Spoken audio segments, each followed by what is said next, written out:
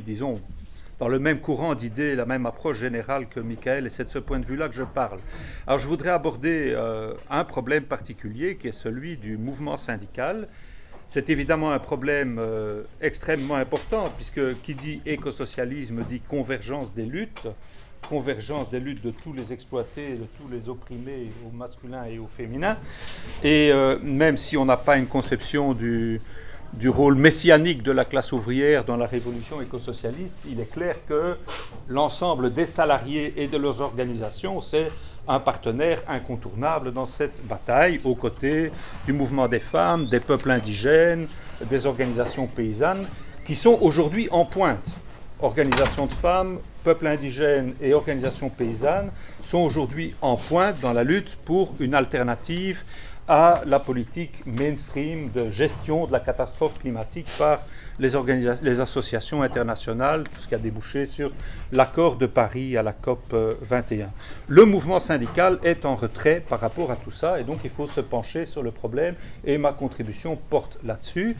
Elle est en plus limitée, c'est-à-dire que je vais me borner à analyser le positionnement de la Confédération syndicale internationale, ITUC, et des débats en périphérie de ce positionnement-là, et comment la CSI a en fait collaboré à l'accord de Paris.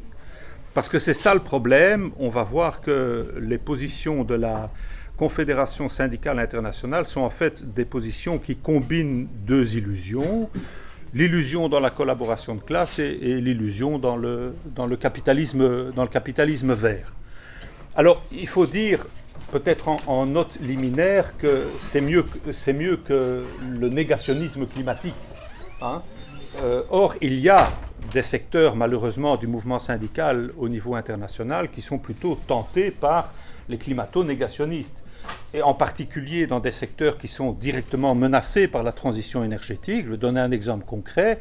Les organisations syndicales des mineurs en Pologne sont confrontées à une offensive qui se déroule sous le drapeau de la lutte contre le changement climatique, qui est menée conjointement par le gouvernement polonais et par la Commission européenne, et qui est une lutte qui en fait vise d'abord à la privatisation totale de ce secteur qui était un secteur nationalisé, au démantèlement de la force syndicale, à l'extension du chômage, donc de l'armée de réserve industrielle, et à la destruction des acquis d'un secteur qui est un secteur clé du rapport de force entre les classes en Pologne. Et donc, ces organisations syndicales dévient vers des positions, depuis plusieurs années maintenant, dévient vers des positions de type climato-négationniste, comme quoi tout ça, c'est un complot, enfin bon, etc. Donc, à tout prendre, la position de la CSI qui, au contraire, reconnaît la réalité du changement climatique, reconnaît sa dangerosité, reconnaît que la catastrophe est déjà en marche avec des impacts significatifs, en particulier sur les plus pauvres, en particulier sur les femmes et sur les travailleurs les moins qualifiés, qui reconnaît aussi qu'il y a une responsabilité commune, mais différenciée, entre différents pays du globe par rapport à la catastrophe climatique, qui reconnaît que le Nord, en conclusion de ce principe de responsabilité commune mais différenciée, doit aider massivement les peuples du Sud, etc. Tout ça, c'est plutôt positif.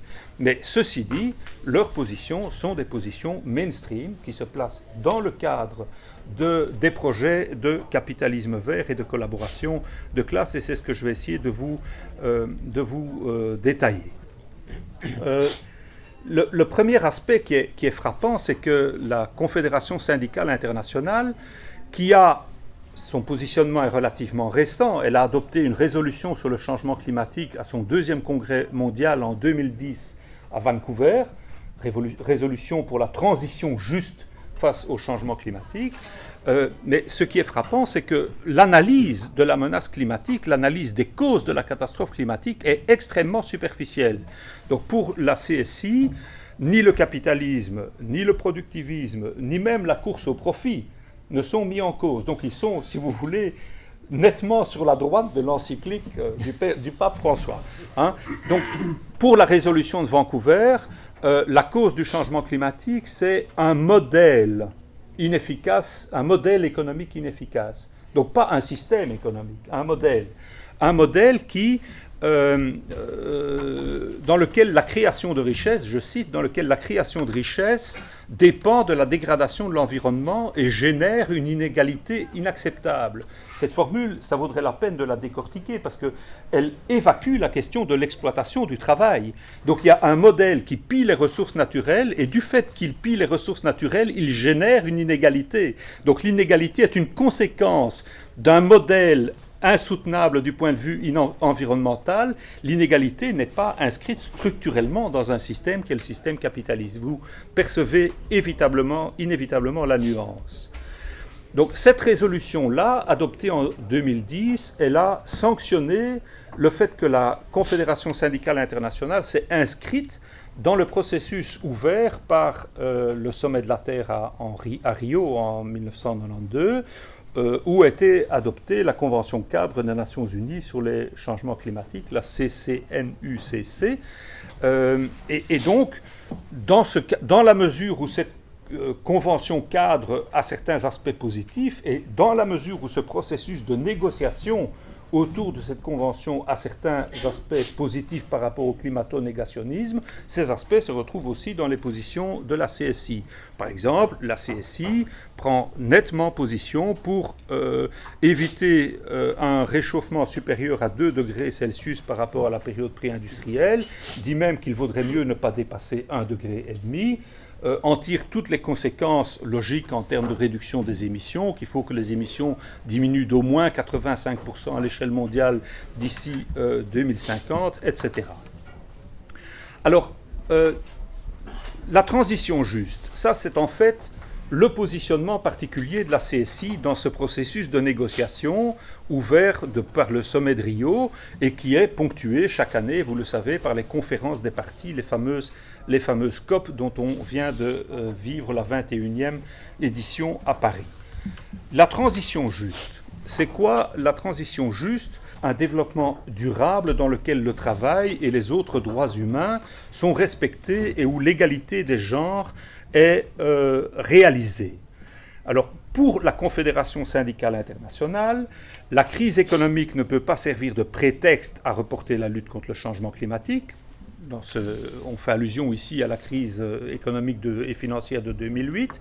La Confédération reprend en fait l'idée qui a été émise après la crise de 2008 par le secrétaire général des Nations Unies, Ban Ki-moon, comme quoi la crise, au lieu d'être une catastrophe, ouvrait de nouvelles opportunités pour le développement du capitalisme vert. C'est dans ce cadre-là que s'inscrit la CSI. Elle le dit explicitement, ça ouvre de nouvelles opportunités pour une économie à bas carbone, intensive en main-d'œuvre et en travail. Donc, en bref, pour la Confédération, le mouvement syndical a davantage à gagner qu'à perdre dans la transformation de l'économie et de la société qui est nécessaire pour empêcher la catastrophe climatique. Il y a davantage à gagner en raison de, je cite, l'énorme potentiel de création d'emplois qu'implique cette transition énergétique et sociétale. Et non seulement la Confédération dit cela, mais elle a produit, ou plus exactement, elle a coproduit un ample rapport qui s'appelle le Green Jobs Report, qu'elle a coproduit avec le Programme des Nations Unies pour l'environnement et l'Organisation internationale du travail. Jusque-là, il n'y a pas trop de malice, mais aussi avec l'Organisation internationale des entreprises, l'OIE. Donc il y a une espèce d'accord entre ces 4 organisations pour constituer un programme de recherche qui s'appelle la Green Jobs Initiative, qui publie régulièrement des rapports. Et le rapport le Green Jobs Report est le premier rapport de cette Green Jobs Initiative. Le sous-titre de ce rapport Green Jobs Report, c'est « Opportunities for decent work and social inclusion in a green economy ». Donc ce rapport coproduit débouche logiquement pour la Confédération syndicale internationale sur une conclusion qui est que la CSI a tout intérêt à accompagner la stratégie capitaliste, néolibérale, de gestion ou de tentative de gestion de la crise écologique, de la crise climatique et de la transition énergétique. Et dans la résolution de Vancouver, que j'évoquais il y a un instant, donc résolution du congrès de la CSI en 2010, ça débouche sur un plan d'action qui prévoit, par exemple, de militer pour un accord global juste, ambitieux et contraignant. On formule que tout le monde emploie dorénavant, mais où la CSI précise « without endangering industry's competitiveness or putting excessive pressure on state budgets ». Donc sans mettre en danger la compétitivité des entreprises, ni exercer de pression excessive sur les budgets de l'État. Premier objectif du plan d'action de la CSI. Deuxième objectif, défendre un modèle de développement durable. On retrouve l'expression du modèle au lieu de l'expression d'un système alternatif. Troisième objectif très important et qui porte à conséquence, participer au dialogue politique et social national et international sur la gestion du changement climatique. Ça veut dire que la CSI s'inscrit dans les COP, dans le processus des COP comme stakeholder, selon cette expression horrible, mais qu'elle s'inscrit aussi, et je vais donner des détails, dans l'élaboration des plans climat des différents États. Et ça va très très loin. L'objectif suivant, c'est de renforcer le travail de sensibilisation avec les gouvernements, pas vis-à-vis des gouvernements, avec les gouvernements, les agences des Nations Unies, les organisations de la société civile et les entreprises sur la promotion de l'agenda des emplois verts et décents. Et un des derniers objectifs, c'est, logique avec le précédent, continuer le travail commun entrepris avec l'OIT, l'OIE et le Programme des Nations Unies sur l'environnement dans le cadre de la Green Economy Initiative. Dans une contribution au sommet Rio+20, donc à Lima en 2014, au Pérou, la Confédération a un peu nuancé ses prises de position de Vancouver, c'est-à-dire qu'elle a adopté là un texte qui constate qu'une économie verte ne sera pas d'elle-même plus juste, favorable aux pauvres et aux travailleurs, qu'elle devrait être significativement différente des approches de marché fondamentalistes, ce sont des citations, mais elle n'en tire aucune conclusion en termes d'activité, en termes de lutte, en termes de construction de rapports de force, etc. La seule conclusion qu'elle en tire, c'est l'énumération d'une série de principes, 10 principes, qui devraient être, selon elle, adoptés par les négociateurs des COP pour garantir que la green economy aille dans le bon sens, celui de la transition juste et des emplois verts et décents. Et donc, il y a une série de, j'appelle ça des vœux pieux. J'en cite quelques-uns. L'économie verte doit être basée sur l'équité entre et au sein des pays. Elle doit être inclusive pour les jeunes, les femmes et les peu qualifiés. Elle doit transformer l'emploi existant et créer des emplois verts et décents, etc., etc., etc. Alors, ce qui est frappant dans toute cette littérature, c'est que nulle part, notamment la résolution du congrès de Vancouver, ne définit les concepts. Donc, on parle de transition juste, on parle d'emploi décent, on parle d'emploi vert, et ces concepts ne sont nulle part définis. La justice climatique ou la justice de la transition est un concept qui reste totalement désincarné. Words, words, words. Par contre, le rapport coproduit avec l'OIT, l'OIE et le PNUE, lui donne une définition non pas de la justice dans la transition, mais il donne une définition de l'emploi vert. Et cette définition est relativement dangereuse. Je la cite, « Un emploi vert est tout emploi décent qui contribue à préserver ou à restaurer la qualité de l'environnement. » Et à partir de cette définition-là, la Green Job Initiative, donc ce fameux rapport coproduit avec l'OIT, l'OIE et le PNUE, considère comme emploi vert toute une série d'emplois qui ne le sont absolument pas, d'un point de vue, en tout cas d'un point de vue écosocialiste. Par exemple, les emplois qui pourraient être créés par la capture-séquestration du carbone sont considérés comme des emplois verts. Les emplois dans la production d'agrocarburants industriels, comme au Brésil et dans d'autres pays à partir de la canne à sucre, sont considérés comme des emplois verts. Les emplois créés éventuellement par la mise en œuvre des dispositifs de soi-disant protection forestière REDD et REDD+, sont considérés par la Confédération syndicale internationale comme des emplois verts. Plus loin encore, les emplois créés par des entreprises d'exploitation forestière ou d'exploitation des réserves halieutiques mais qui sont frappés d'un label comme celui du Forest Stewardship Council ou d'autres labels équivalents, qui sont des labels bidons, sont considérés comme des emplois verts. Les plantations industrielles d'arbres génèrent des emplois, ce sont des emplois verts. Ce n'est pas de la protection forestière, c'est de la monoculture d'arbres avec des conséquences écologiques extrêmement négatives. Alors, j'ai attiré votre attention sur le fait que dans son plan d'action, la CSI insistait notamment sur la nécessité de participer au dialogue politique et social national et international. À cet égard, il y a peu de choses concrètes qui sont citées par la Confédération elle-même. Par contre, le rapport Green Job Initiative, le fameux rapport co-rédigé avec les autres, et notamment avec les employeurs, donne quelques exemples qui ne demandent pas de long développement, je suppose ici, donne comme exemple positif le Grenelle de l'environnement en France. Tout le monde sait en quelle mesure il s'agit d'une grande avancée de la lutte sociale et de la lutte écologique, mais aussi l'accord, comment s'appelle-t-il, Ecology Accord en Afrique du Sud et l'accord sur le plan climat du gouvernement brésilien auquel les organisations syndicales au Brésil ont été associées. Donc je crois que ça suffit pour caractériser ce que signifie cette participation au dialogue politique et social national et international.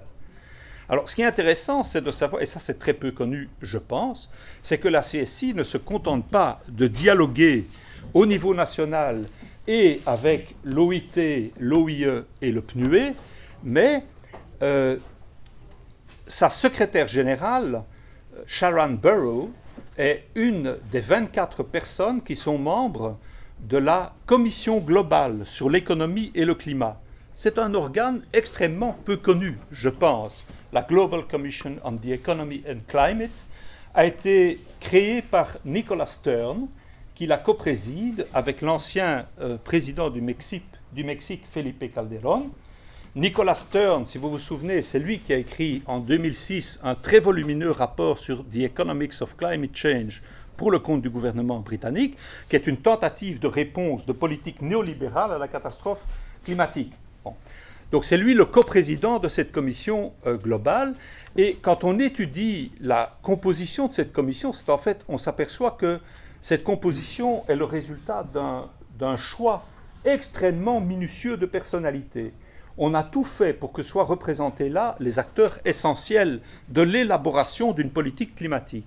Il faut évidemment se rendre compte que la classe dominante a besoin de lieux où élaborer ses politiques. Elle a besoin de lieux où réaliser des synthèses pour élaborer ses politiques.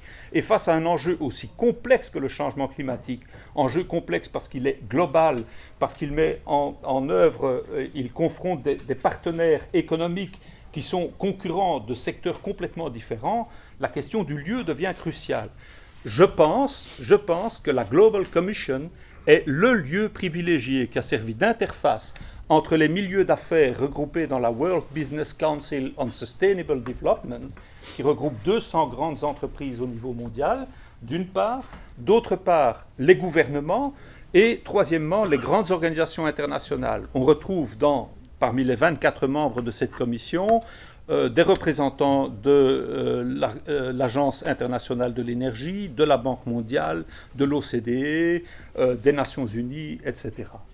Et donc, Sharon Burrow, secrétaire générale de l'International Trade Unions Congress, est dans ce club très sélect, qui produit des rapports extrêmement volumineux, dont jusqu'il y a quelques semaines, moi j'ignorais l'existence. Ce qui a attiré mon attention là-dessus, c'est un petit article de Kevin Anderson, qui est climatologue, qui est le président du Tyndall Center on Climate Change Research, et qui parle au détour d'une phrase du très influent rapport de la Global Commission. Et effectivement, ces rapports sont remarquables. C'est-à-dire que pour des politiques qui cherchent à élaborer une réponse capitaliste néolibéral global à la question du changement climatique, il y a là un travail de synthèse et de rapprochement entre des points de vue différents, de secteurs différents et de pays différents qui est tout à fait utile.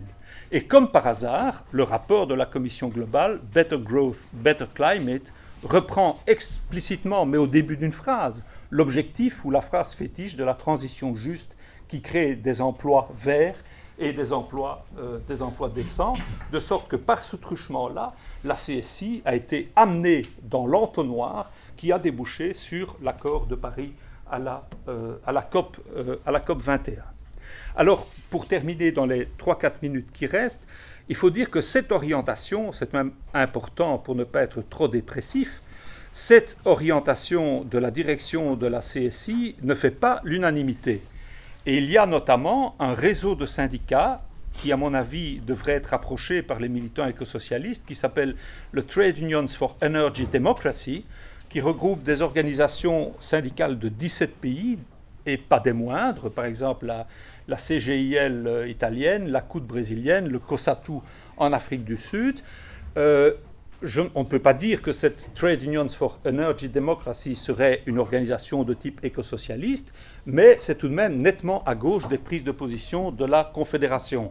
Et notamment, un de leurs axes, c'est l'idée qui est tout de même extrêmement importante, qu'une solution à la crise climatique et énergétique ne peut pas être menée dans le cadre des règles de marché, qu'il faut absolument exproprier les grands secteurs de l'économie et en priorité le secteur de l'énergie, qu'aucune transition énergétique n'est concevable tant que les leviers de commande de la politique énergétique sont aux mains des majors du secteur pétrolier, du secteur charbonnier et du secteur gazier. Et cette Trade Unions, ce réseau Trade Unions for Energy Democracy a tout de même une certaine influence puisqu'il a déposé des amendements au projet de déclaration de la Confédération pour le rédiger pour la COP de Lima.